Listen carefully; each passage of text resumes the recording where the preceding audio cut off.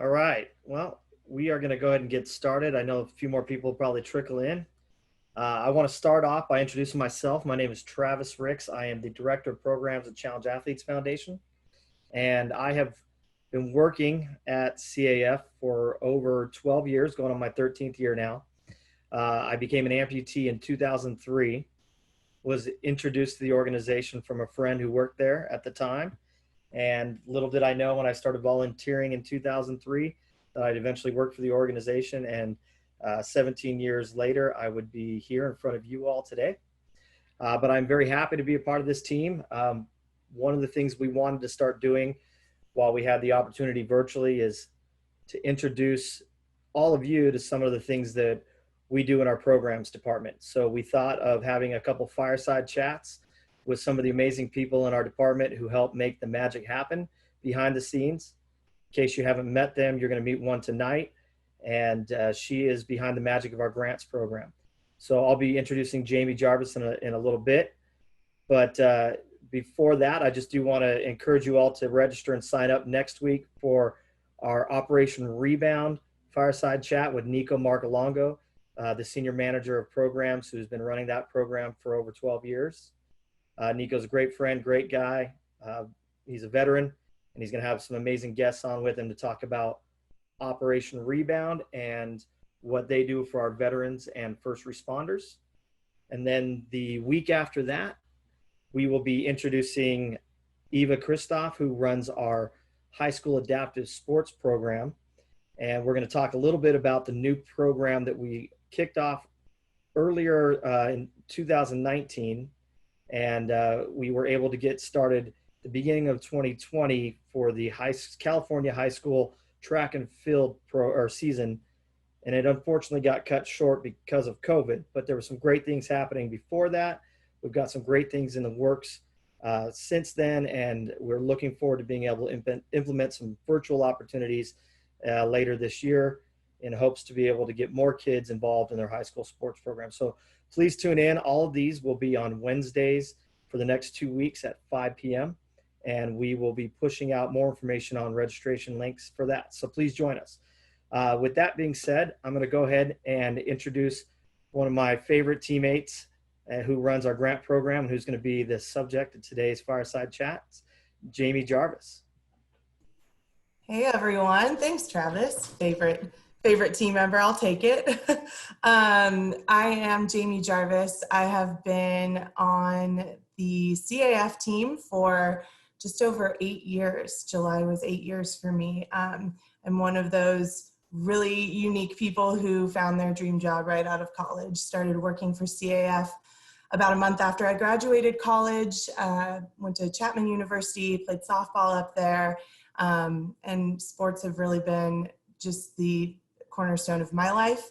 And so to be able to work for an organization that gives back through sport is one of the greatest honors of my life. I started at the front desk, part-time admin assistant, and I've kind of worked my way up the ranks, and I'm now I have the privilege of managing the CAF Grants Program, which is very exciting. I've been on the programs team for a few years now, and just feel so lucky every day to get to work with our athletes through the program that really gives them the accessibility that so many of them need through sport.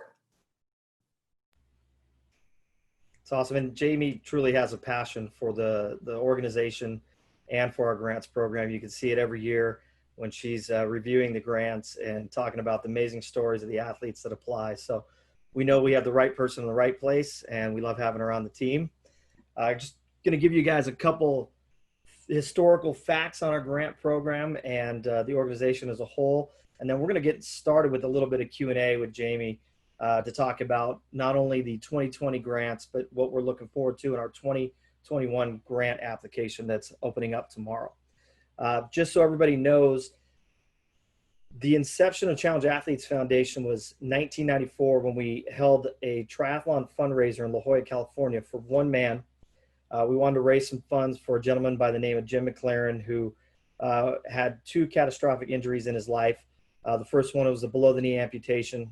The second one was a spinal cord injury where he became a quadriplegic. And after the second injury, a lot of his friends in the triathlon world put on a fundraiser to help get Jim the opportunity to become independent by fundraising for an accessible van. When they did that, they had a small goal of about $26,000 to raise, and they ended up raising double that amount and realized that there was a huge need for a lot of people in the community to continue to be not only independent, but active. And so they continued to hold the fundraiser. 3 years later, they decided to make it an official 501c3 in 1997. And since that date, we have raised $123 million. We've given over 30,000 grants worldwide. We've given grants 50 states, all 50 states, as well as 70 countries. And since then, through our programs department and all the other things that we do in the organization, we've impacted over 20 million challenged athlete lives. And that's through camps, clinics, grants, community outreach. And that's one of the things we're really proud of, is we're making an impact in the community. We're showing the world that having a disability doesn't mean you're disabled. You can still be a proud, active member of society, and you can be out there chasing your dreams, being active. And we want to promote that. We want to support it. And one of the best ways we do that is through our grant program. Last year in 2020, we were proud to say we had a record year. We gave 3,921 grants, totaling over $5.9 million. And, we hope to obviously outdo that every year. With COVID-19 happening this year, we've got a lot of hurdles to overcome, but we're still making huge efforts to try to achieve the goals and the dreams of others by giving our grants out through our grant program. We're going to talk about some of that today. So what I want to start with is want to ask Jayme a few questions about the different grant programs that CAF actually has. And Jayme, if you can help kind of tell the audience today what that looks like, what the different grant programs are and what they do. Yeah, absolutely. So I think it's a little known fact that CAF has multiple grant programs. We have Operation Rebound, which, as Travis, you said, Nico Marcolongo manages that program for our injured veterans and first responders. He will be on this Fireside chat next week. You probably won't want to miss it. He'll certainly outdo me at everything that he does, as always. And then we also have our CAF Idaho program, has its own grant program as well. But the one that we'll really talk about today, and likely the one that impacts the majority of our athletes, the vast majority of athletes that we serve, is the CAF grant. It's kind of our cornerstone bread and butter grant program. That's an annual grant, whereas the other ones are more year round. So we'll talk a little bit about the CAF grant, which we have thousands of applicants from all over the world apply for every year. And we're able to distribute grants, as you said earlier, to last year was all 50 states plus Puerto Rico, and I think over 70 countries, 103 sports. It's really our biggest grant program. So we'll talk about that a little bit today. That's great. That's so many opportunities for people to apply. One of the crazy things about this world we're living in right now is obviously the COVID-19 situation. And luckily we were able to give our grants out 1 week before COVID kind of really took a big impact across the nation and across the world. And, we had to pivot, and would love to have you talk a little bit about the flexibility we gave our 2020 grantees, how we pivoted, and what that looks like. Yeah, what a way to start quarantine. Our biggest, one of our biggest days of the year at CAF was our grant distribution day, and it took place 1 week into working from home. That was a challenge in and of itself, and I'm so proud of the way that the grants team and the whole team really has pivoted and made these adjustments. And that was a fun time 6 months ago. And it's hard to believe we're starting the new grant cycle, still working from home, but still just as excited to be able to get this new application out there. So yeah, just like the rest of the world, and all of you, all of our applicants, we really have been taking this in stride. learning as we go. And we realized very quickly into 2020 grant distribution this past spring that we needed to offer a little bit more flexibility because people weren't traveling to these competitions. They weren't going to their events. They really didn't know, what their year was going to look like. And so we're really proud that we are able to offer this flexibility to people with travel and competition grant funds to be able to use those funds for other adaptive sport purposes, whether it be coaching and training expenses or towards equipment expenses. And that was a really great flexibility option that we offered. And I think we've now taken it one step further. And Travis, I know we just announced yesterday or the day before that we are officially extending our 2020 grant cycle through 2021. And there's a process in which 2020 grant recipients can request to extend their grant. Basically, what we're offering is the opportunity for those who haven't been able to use their funds quite yet, or don't know if they're going to be able to use their 2020 grant funds, the opportunity to request an extension on those funds. And I think it's something that we're really excited about too, Travis, as a grants team. As you said, we don't really know what our budget's going to look like this year. And certainly a lot of our programming has been severely impacted by COVID-19. And so we're hopeful that by offering this extension, which would take the place of a 2021 grant for these 2020 recipients, it's kind of guaranteeing them a grant for the next year instead of having them either having to return the funds or spend the funds on something that really doesn't help them as much as something this coming year will do. So we sent all 2020 recipients an email with the information about grant extensions. If you did not receive that email, if you have any other questions, please email the CAF Grants email, which is cafgrants@challengedathletes.org. I think we'll put that in the chat. I'm sure all of you have that email. I monitor that inbox, would be more than happy to send you the grant extension form. So that kind of leads us into where we're at now. Did I miss anything from quarantine time in the grants world, Travis? No, I think you covered pretty much everything. And so just to clarify with everybody, if you haven't had an opportunity to spend your 2020 grant, and you are going to take the opportunity to fill out the form to extend that 2020 grant to 2021, just want to make sure everybody's clear that you're doing so in lieu of applying for a 2021 grant. And that's going to help us be able to meet the demand next year. And we're really hopeful that we can do that, which leads into really the next point that I was going to bring up here is that, as we look ahead at our 2021 grants, we really have to think about the fundraising deficit that we've had as an organization with COVID-19 impacting us and our ability to do fundraising efforts in person, to host some of our really amazing fundraising events like our galas and our San Diego Triathlon Challenge.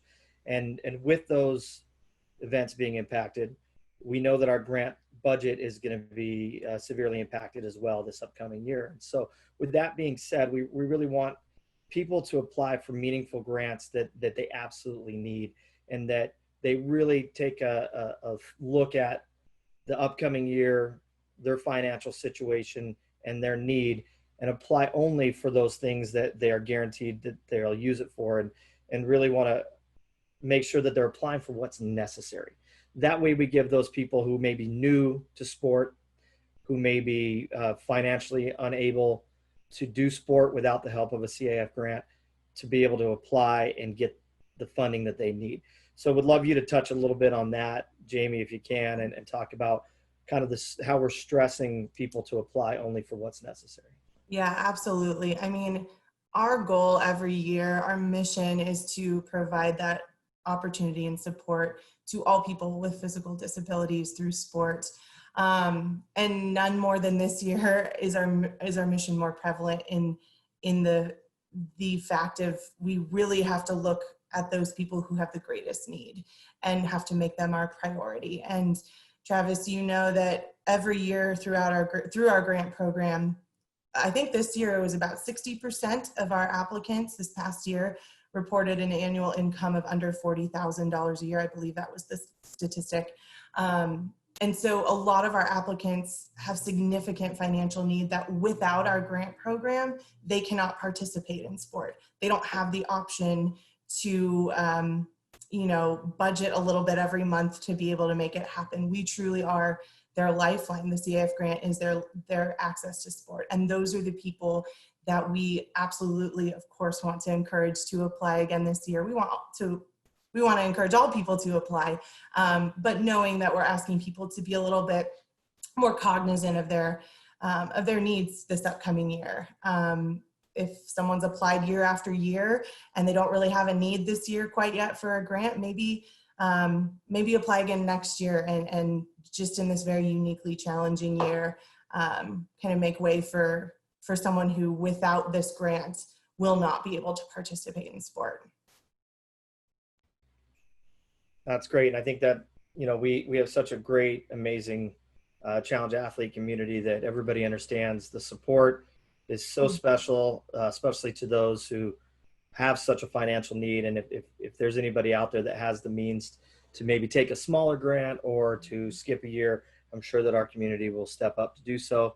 But that being said, we are making every effort to reach the demand so that we can provide the opportunity to those who do apply. And we are currently in the midst of a big fundraising effort through our 2020 Community Challenge fundraising event. And if you have not checked that out, please do join. It's free for our challenge athletes to participate, help fundraise. All that money goes to our grant program, and we're hoping to be able to meet the need in 2021. Now, with that being said, normally our grant program is September 1st-ish, beginning of September to the end of October. But that wasn't the case this year. Can you talk about kind of the grant application window and why it was a little bit later this year?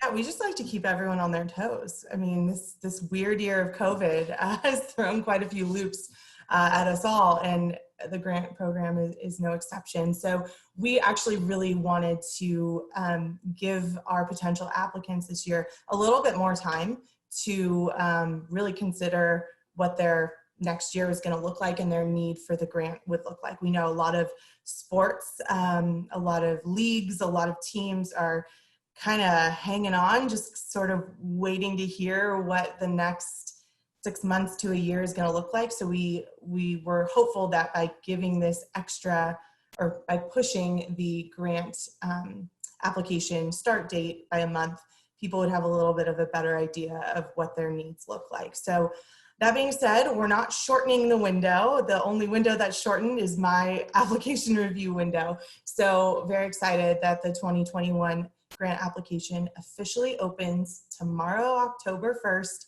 at 9 a.m. Pacific time. And it will be open until Monday, November 30th, 2020. So you've got just under 2 months to two full months to fill out that application and get it submitted. And just like every other year, our team, my grants team, my review team will spend the winter reviewing all of the thousands of applications that we'll receive, and then we will distribute our grants in late March of 2021. And we'll have more dates and information on that as it gets closer, because who knows what could happen between now and then, but that's our goal. Yeah, obviously, like everyone else, we've got to be fluid with the COVID-19 situation and what it hands us, but we have hopes that everything will go as planned and that we'll be able to distribute our grants in 2021, late March. And to reiterate what everybody just heard, tomorrow, October 1st at 9 a.m. Pacific time, the grant application opens, and it will close on November 30th at 5 p.m. Pacific time. Yes. So get your information in as soon as possible. Check the FAQs page. We'll get into that later. But the sooner you get it in, the better it is. With that being said, Jayme, tell us a little bit about who's eligible to apply for a grant with CAF. Yeah, absolutely. It's a great question. And I get this question all the time in our grants inbox. So our grant program is specifically for people with physical disabilities, permanent physical disabilities. We use the International Paralympic Committee guidelines as sort of our guidelines for sort of the disabilities that we deem eligible for our program. We'll have more information on that in the FAQ page on our grants page, which will all be updated tomorrow. We also aim to empower individuals and not groups or organizations or teams. So I get this question all the time. I'm the coach of a team. Can I apply for 10, chairs for my team? And while we would love to support teams and organizations, our aim is really to empower the individuals. So those individual athletes can absolutely apply for the chairs that they need, but we do not support organizations, teams, groups, anything like that. And I think the last thing I will say is our mission is to empower people with physical challenges. Individuals with strictly cognitive or developmental challenges or disabilities are not eligible to apply for our grant program. And with that being said, a couple things that we like to point out when people do call us about the sports team opportunity is that we do actually push a lot of the people that want to donate old equipment to their local adaptive sports team. And that is one way that we're really working together, as well as obviously trying to promote what local adaptive sports programs are doing. So we may not be able to help in our grants, but we do help in our community outreach. We help in a lot of other areas to be able to support the adaptive sports organizations that are out there doing the day-to-day work for our challenge athletes.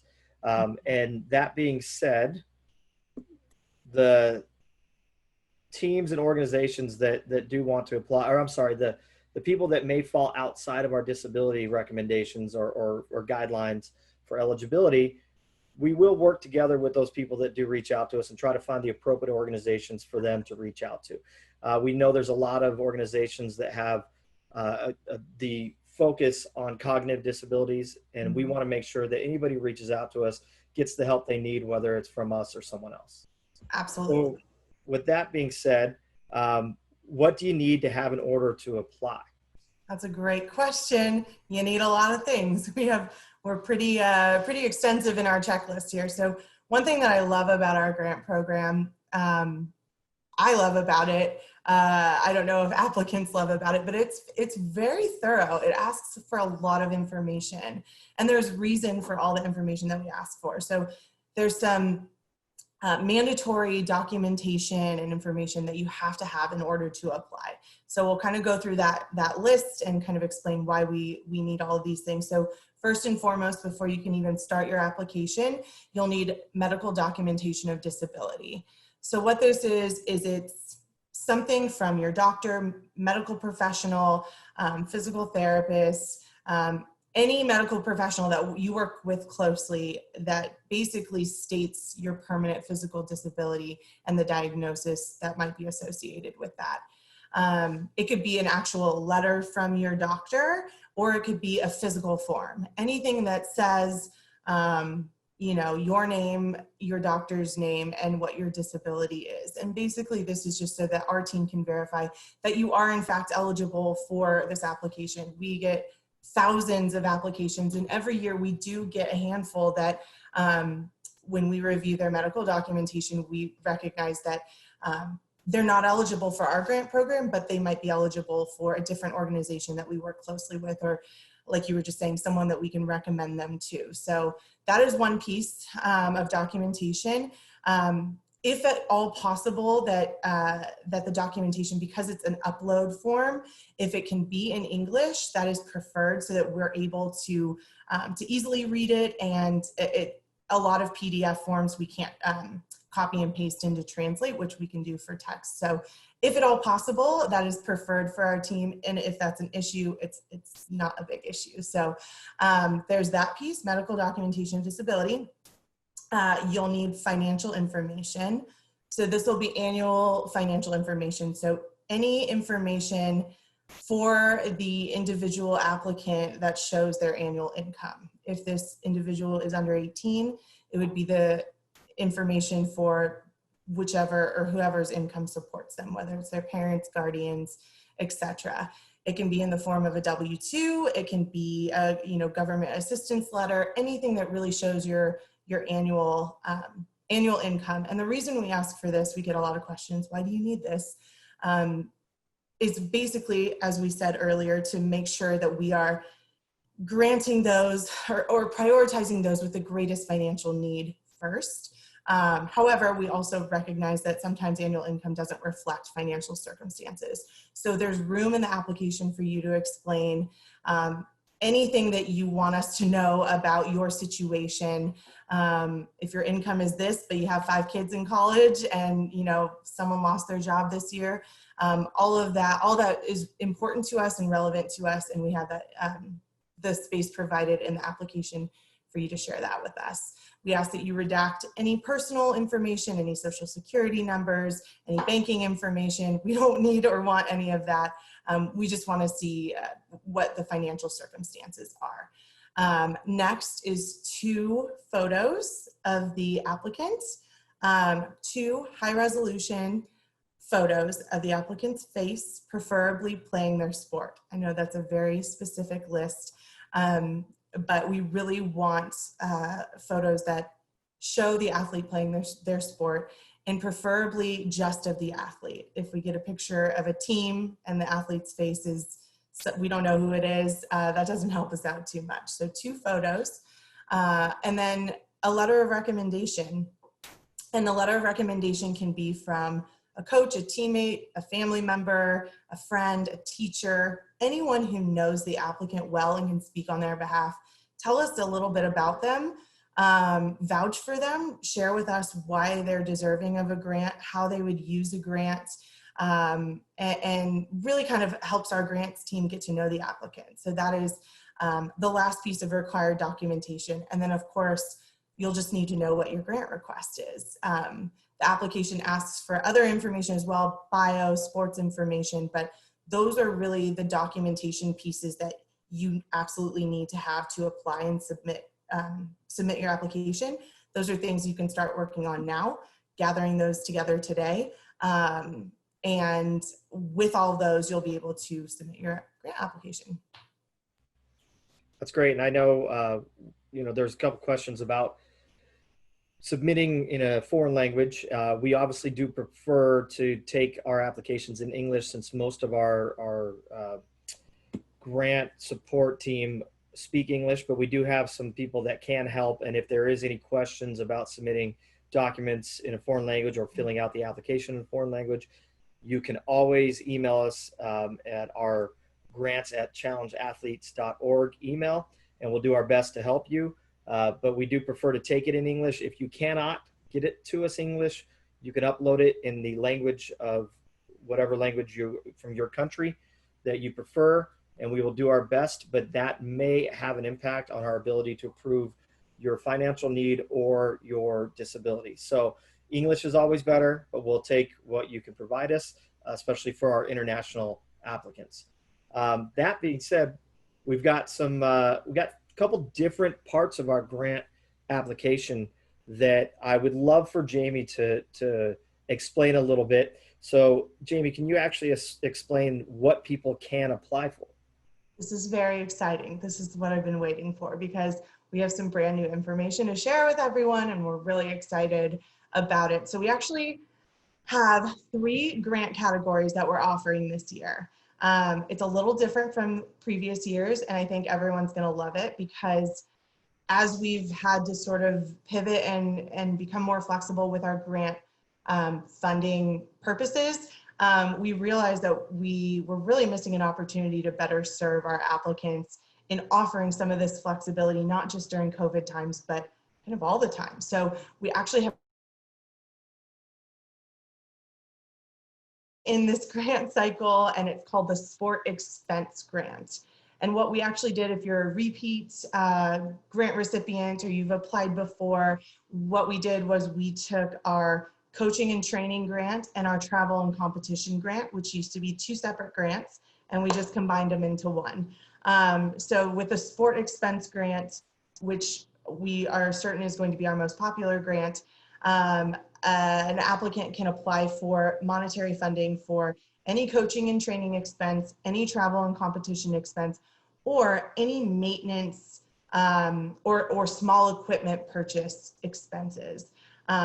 You can use the funds for any or all of those purposes, and the grant actually details them out pretty significantly. So for example, if you were granted just say $1,000 for a sports expense grant, you could use $500 for a competition that you're traveling to, and $300 for a personal trainer, and the remaining $200 to buy yourself a new set of wheels for your chair or something like that. Or you could use all the funds for X, Y, or Z. So we're really excited to offer that just a more flexible option, so you don't have to choose between travel and competition or coaching and training. Which kind of leads me into our second the grant category that I know we're really proud of, which is our equipment grants. When you think CAF, a lot of people think equipment grants because they're physical pieces of equipment that we're able to give people so that they can pursue their sport. So with our equipment grants, we are so fortunate to work with a number of some of the top distributors in the adaptive sports world of some of the top equipment through all kinds of sports. And our vendors, our preferred vendors, are so generous with us and give our grants program wonderful discounts for expensive equipment. And so our grant recipients of equipment grants really are getting such a great piece of equipment for a very generous price. So what we will have any applicants who are applying for equipment grants do is once they select that option, there will be a drop-down list of all of our equipment that we're offering, and you'll be able to select the equipment of your choosing. We have the full equipment list will be on our website as well. That'll be linked in the application, all updated this year. We've added a few new vendors. We're really excited about all of our offerings. And if you're accepted for that grant, we won't give you money, basically. You'll go through our vendor, following our instructions to place your order with our vendor, and then the vendor will go ahead and bill CAF for the amount that you were awarded for. So you'll never see a penny, but you'll get a brand new piece of equipment. And there's a lot of information that goes along with the equipment grant that's really important for applicants to know. And so I'm going to touch on that super briefly.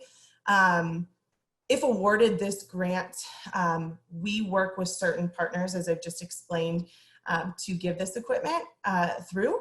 And so applicants, or at that point recipients, have to follow our instructions to place the order through our vendors.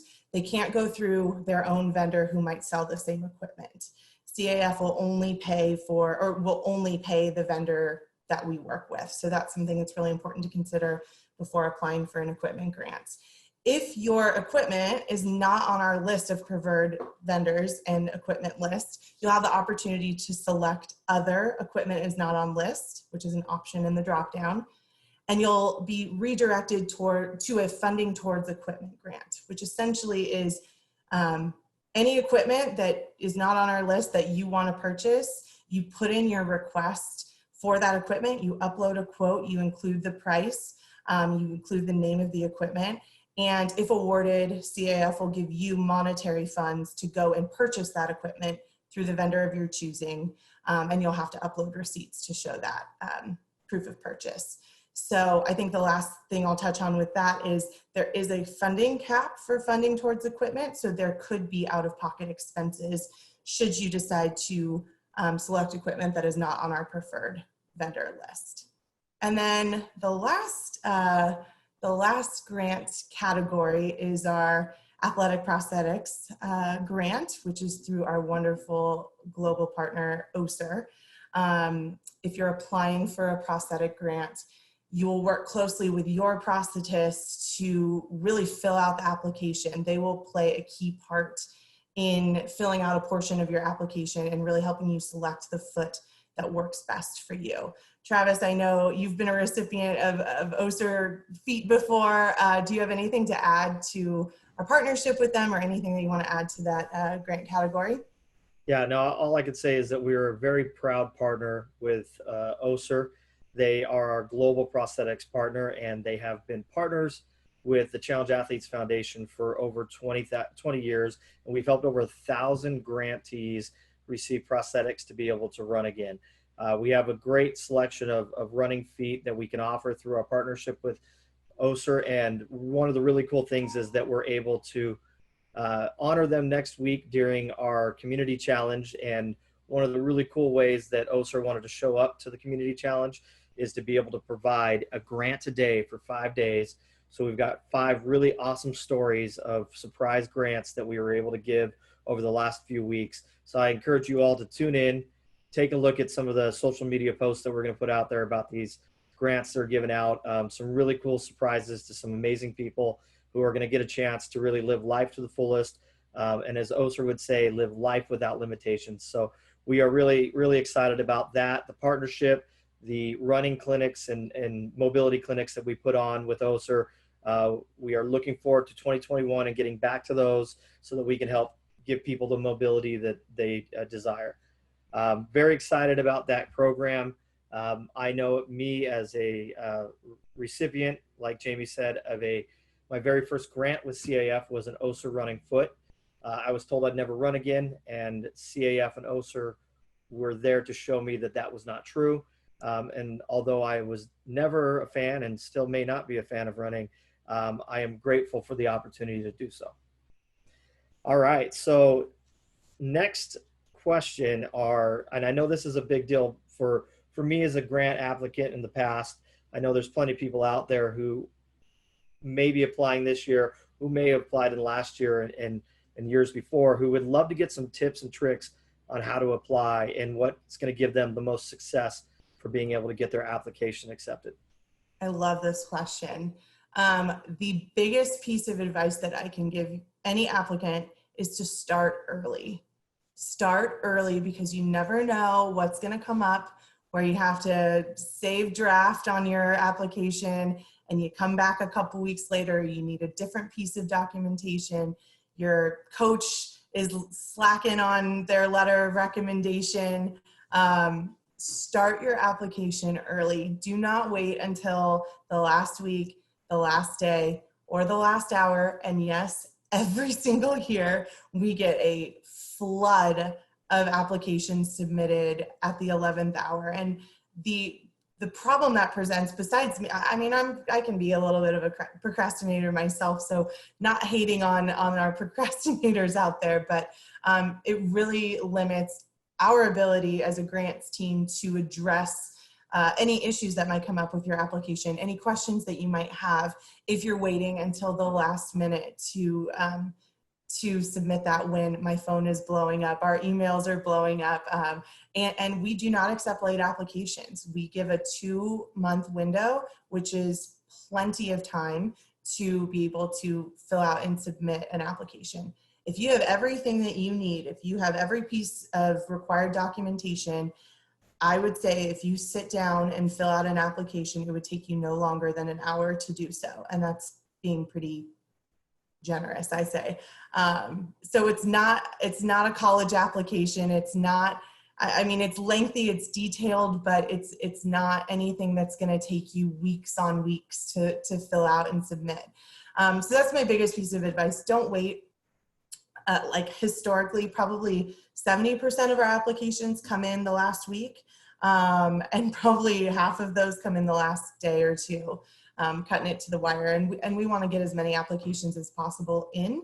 But 5 p.m. PST on November 30th, that application is closed, and we are not accepting late apps. So make sure you get it in early. I think my second piece of advice from someone who reviews a lot of the grants, be as thorough as possible. You know, there's a big difference between, you know, we don't need novels written, but certainly give us some detail about you and your need for a grant. Help us get to know you. I love reading grant applications because I feel like I'm getting to know our athletes personally. And if it's a 1-sentence bio that really gives me no information about the applicant, it's really hard for us to fight for for that person to get a grant because maybe that need has not been established. So take your time, be thoughtful and thorough in filling out your application, and start early. Those are probably the best tips that I have.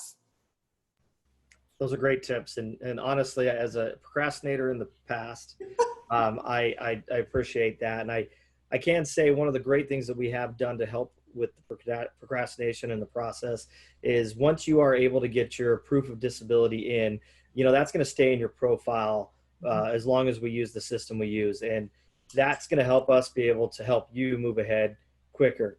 A few things to update every year are going to be your address, email address, all those different things that fall within your profile that's going to help us get your grant funding to you. But outside of that, definitely be thorough, be prepared. The FAQs sit on our website all year long, so you should know exactly what you need leading into the grant application period. So I definitely appreciate that, and I'm sure that our 2021 applicants will as well. Mm-hmm. All right.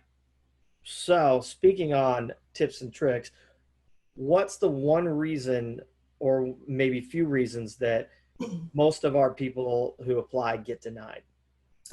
Gosh, denying people is the worst part of my job. Travis knows, it tears us both apart. Our goal is to grant every single grant application and every request. And unfortunately for budgetary purposes, we often can't do that.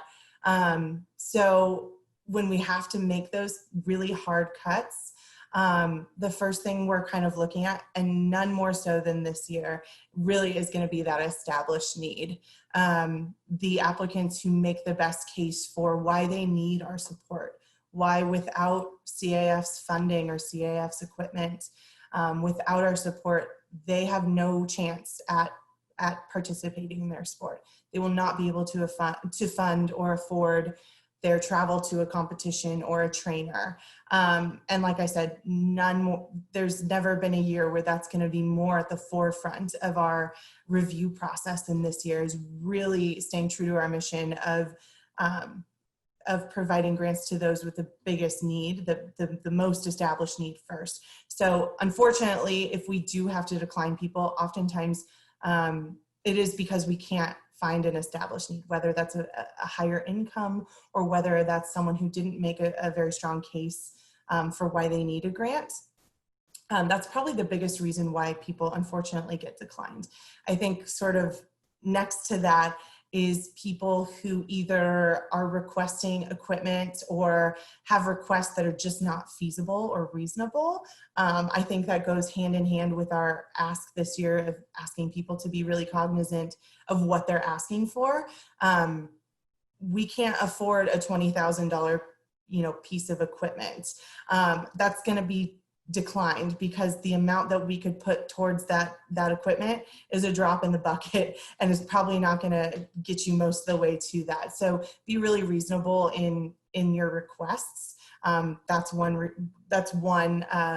reason why people do get declined, is sort of unreasonable requests. And then lastly is people who just don't take their time, who don't spend thoughtful time filling out the sections and answering the questions thoughtfully. It really shows through. And listen, like I just said, we don't need novels. We don't need immaculate grammar. We don't need, a perfect application by any means, but we all know the difference between someone who spent 10 minutes filling out the application and someone who really put in the thought and the time and the effort to make their case and to help our team get to know them. So people who rush through or who aren't thoughtful in their, spending time to fill it out thoughtfully, I should say, that's also a big reason that people are declined.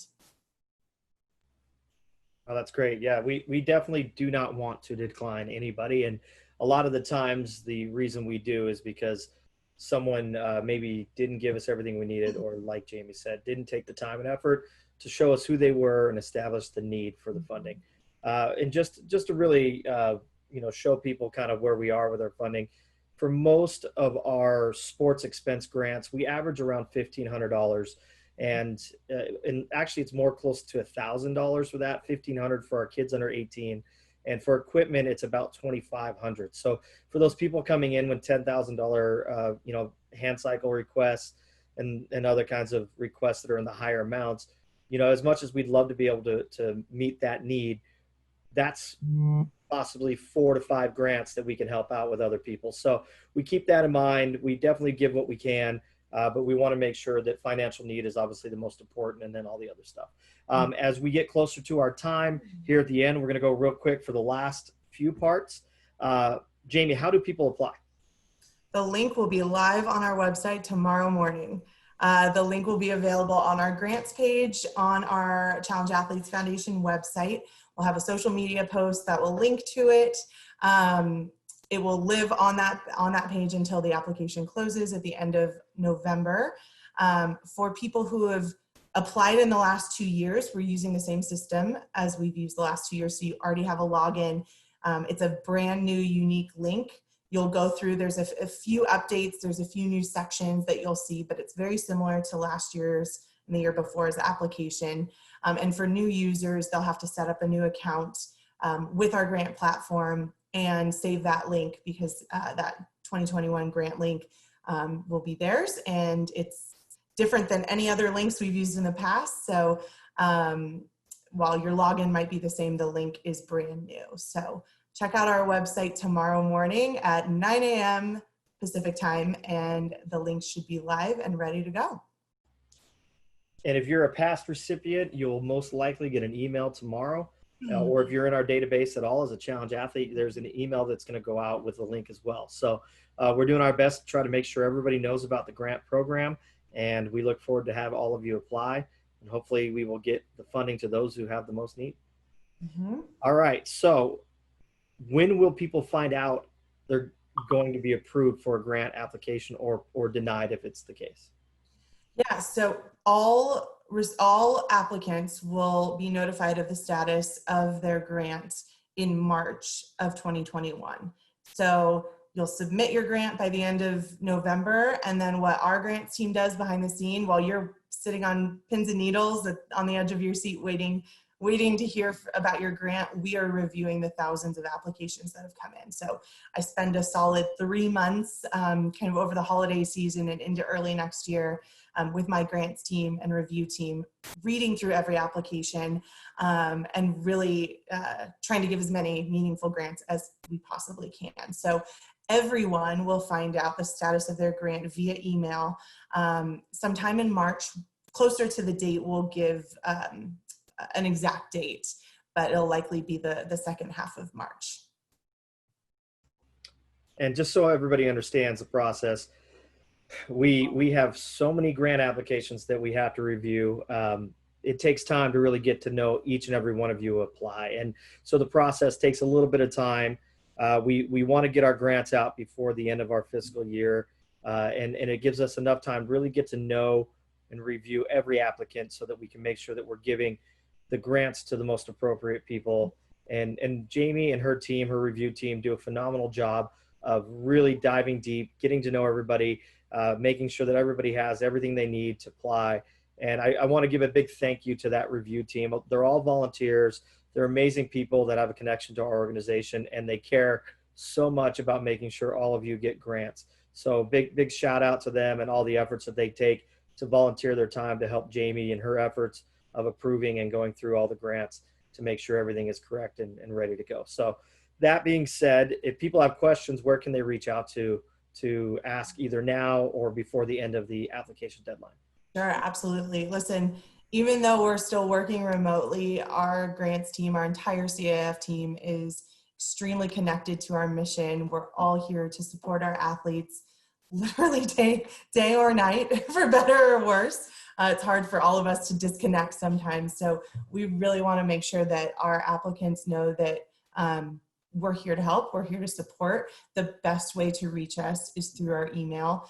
And we just thank you in advance for your patience as we go through our inbox every day and are responding the best we can, as quickly as we can, to all of the questions, all the emails from our amazing athletes. So certainly send us an email. You can also always call our main line. It's easier to email because calling our main line, because we're all working remotely, is a little bit of phone tag. So email is certainly our best means of communication and certainly the fastest. So we're here to help and answer questions. And if there, I don't know, Travis, if there are any questions right now, I'm happy to answer. And if not, we can send an email. Before we go and check the questions, which I don't think I've seen any come yet, but hopefully that means we answered all the questions through this chat. Can you one more time just let them know what that email address is they can reach out to? Yep, absolutely. The email for CAF Grants team is CAF grants with an S at the end, at challengedathletes.org. All right, so CAF Grants at challengeathletes.org. If you have any questions about the grant application, I don't see any questions, so that looks like we did our job. Jayme, you did a phenomenal job of answering all these questions. Really want to say thank you for all you do, your love for the program, your love for the athletes, and I really do appreciate having you on the program. Thanks. This was so fun. We should do this all the time. Right. Well, I do want to say that this concludes our first 2020 CAF Programs Fireside Chat. And this one is on all things grants. We hope you guys tune in next week at 5 p.m. Pacific time to listen to Nico Marcolongo, our Operations Rebound Program Senior Manager, and a couple of his amazing OR guests that will be joining him. The following week, we'll have Eva Christoph, who runs our high school adaptive sports program and some of our other programs at CAF. She's the newest member of our programs team, but she has been such a pleasure to have on the team. And we want to wish everybody good luck to applying for the 2021 application for our 2021 grant. And it looks like there is one more question at the end, and it says, if your running event is for days with CFA or CAF pay for all the 5K, 10K, and et cetera. So if a running event is 4 days, yes. So if it's a couple days, a multi-day event, and you're asking for funding, it's about you putting in the total amount of funding you need for the year. So it's not, for that event or any other events that you're going to be going to, and CAF will be able to provide you, what we think is appropriate for what we can afford. And then the second question I see on here is, what kind of proof is needed for the proof of income? Any kind of proof for disability insurance, SSDI will work, pay stubs. And I believe, Jayme, do you have any other things to add to that for proof of payment or income? Basically anything that shows your annual or monthly income. Preferably a W-2. It could be, I think we've said 2 check stubs. It could be, we've had bank statements before, but really do prefer that tax document or something from the government that basically shows any support or assistance that you're receiving. If you have any questions about it, though, certainly just send us an email. We'll probably direct you to our FAQs where I'll kind of lay it out in a little bit more thorough manner. But yeah, absolutely reach out to us if you have any specific questions about what's appropriate and what is not. But preferably a W-2 is probably our most common. All right. With that being said, we wish everybody good luck, and we look forward to having you tune in next week. Yes, can't wait to read all these applications. Can't wait. All right, everybody. Have a great day, and we will talk to you soon. Talk to you soon. Bye, Travis.